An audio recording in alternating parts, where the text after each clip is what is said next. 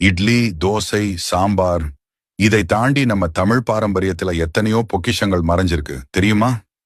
அப்படிப்பட்ட 20 வகையான உணவுகளையும் அதன் அரிய நன்மைகளையும் பார்க்கலாம் வாங்க. பருத்திப்பால் சளி இருமல் நீக்கும். உளுந்து களி எலும்புகளுக்கு பலம். நீர் ஆகாரம் உடல் சூடு தணியும். கந்தந்திப்பிலி ரசம் செரிமான சக்தி. தூதுவளை ரசம் ஆஸ்துமா சளிக்கு மருந்து. முடக்கத்தான் தோசை மூட்டு வலி தீர்க்கும். கூட்டாஞ்சோறு பல காய் சத்துக்கள். அக்கார வடிசல் உடனடி ஆற்றல். கவன் அரிசி அல்வா உயர் ஆன்டி ஆக்சிடென்ட். மணத்தக்காளி வற்றல் வாய்ப்புண் வயிற்றுப்புண் ஆறும்.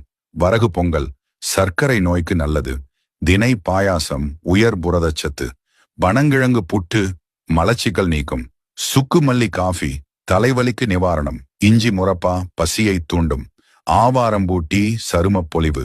திரட்டுப்பால் உடனடி புத்துணர்ச்சி. வல்லாரை துவையல் நினைவாற்றல் பெருகும். நார்த்தங்காய் சாதம் பித்தம் குறைக்கும். கேழ்வரகு கூழ் உடலுக்கு குளிர்ச்சி. இதுல எதை நீங்க சாப்பிட்டு இருக்கீங்க? கமெண்ட் பண்ணுங்க. பாரம்பரியத்தை மீட்டெடுப்போம்.